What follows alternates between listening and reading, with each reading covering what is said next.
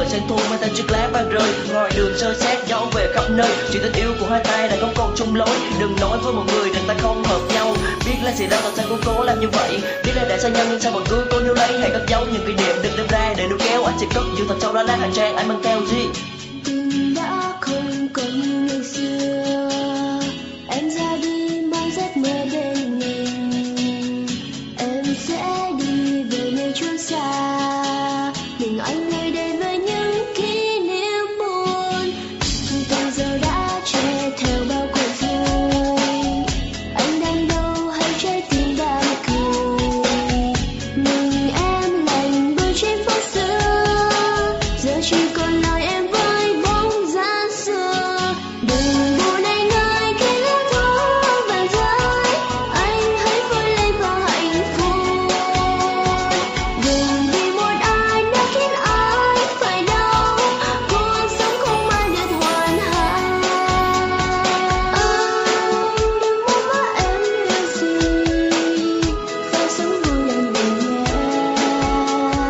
Em mong ước anh an lành, đừng vì muộn phiền mà đánh mất con tim. Tình giờ đã che theo bao cuộc vui, anh đang đâu hay trái tim đang cười. Mình em lành đôi trên phố xưa, giờ chỉ còn lại em với bóng dáng xưa. Đừng buồn anh ơi, khi lá thu vàng rơi, anh hãy vui lên và hạnh phúc. Đừng vì một ai đã khiến ai phải đau, cuộc sống không ai được hoàn hảo. Anh đừng mong mỏi em điều gì, phải sống vui hơn mình nhé.